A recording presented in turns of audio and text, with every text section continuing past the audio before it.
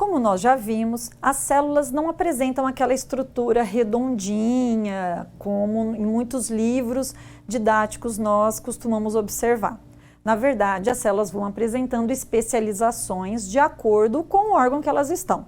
Por exemplo, a célula nervosa, ela é uma célula extremamente longa e apresenta algumas, nas suas extremidades, estruturas que são os axônios, que faz a comunicação quase encostando, né, de uma célula nervosa até outra célula nervosa.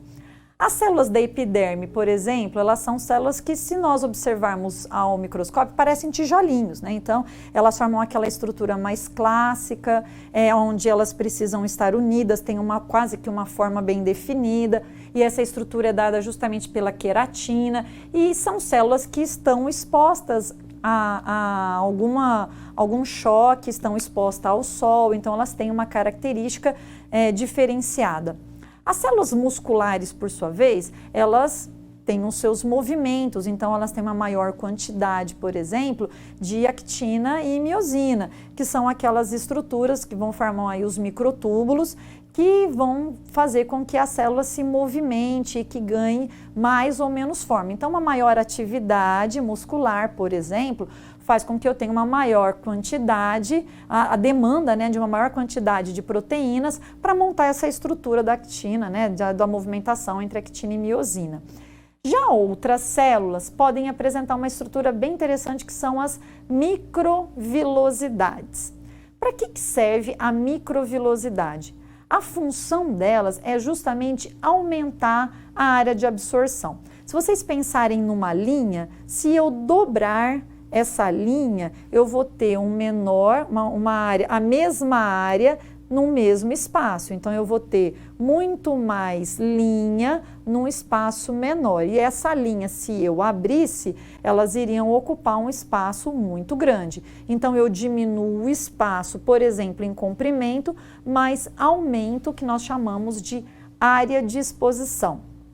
Para que serve isso, afinal de contas? Vamos dar alguns exemplos de lugares no organismo humano que tem essas microvilosidades. Essas microvilosidades estão presentes, por exemplo, nos rins. Os rins, eles filtram uma grande quantidade de sangue, né? Então ele está continuamente filtrando e força a passagem, durante essa filtração, força-se a passagem de alguns sais que não são adequados, que não são desejados por organismo, eles passam de uma estrutura para outra e vai então para o trato urinário.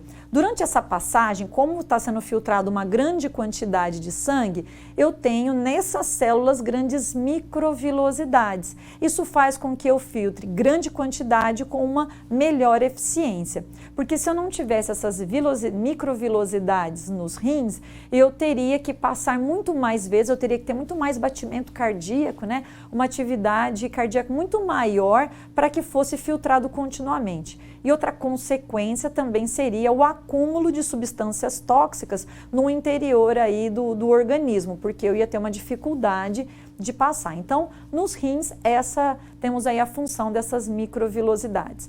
Outro lugar que nós temos essas microvilosidades estão relacionadas nas tubas uterinas.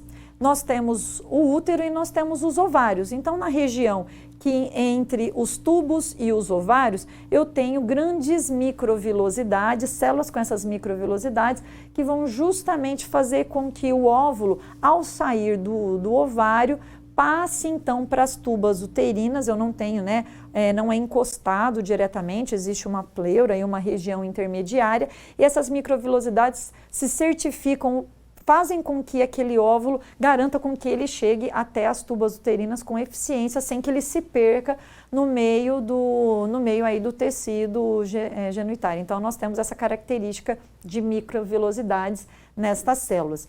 E, finalmente, um outro lugar onde nós temos essas microvilosidades é no intestino. Lá no intestino, eu tenho uma característica que é a necessidade de absorção de nutrientes. Se eu tivesse um intestino simplesmente liso, o que ia acontecer é um fluxo muito grande desse material, iriam sair, evidentemente, as fezes com muitos nutrientes. E, portanto, a eficiência de absorção seria extremamente baixa, o que não é desejável.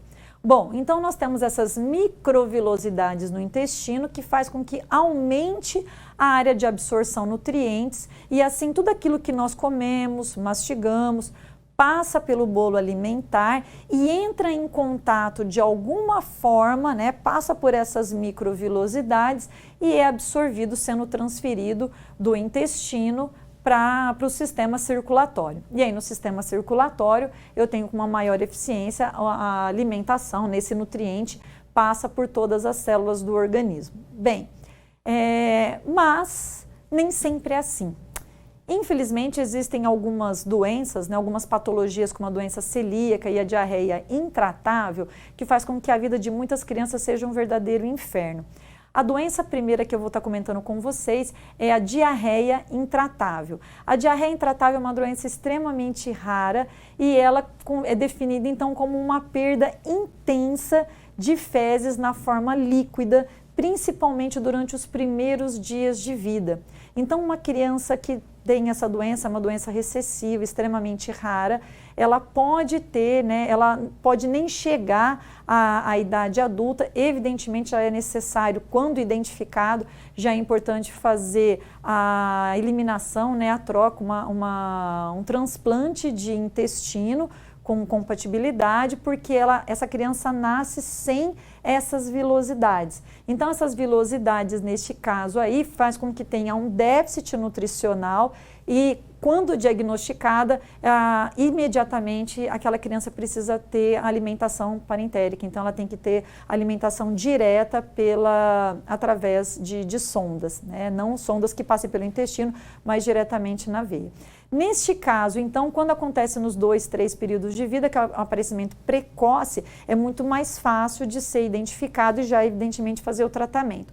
Mas ela também pode aparecer de maneira tardia. Essa tardia vai ser durante os 2 primeiros meses de vida. Mas, além dessas condições que são chamadas de doença, por ser uma doença hereditária autossômica, ela também pode estar relacionada com algum outro estresse, com alguma patologia e aparecer tardiamente em algumas pessoas em função de algum estresse precoce ou algum fator que possa, externo ou interno, que venha desencadear aí essa perda ou essa característica dessas vilosidades.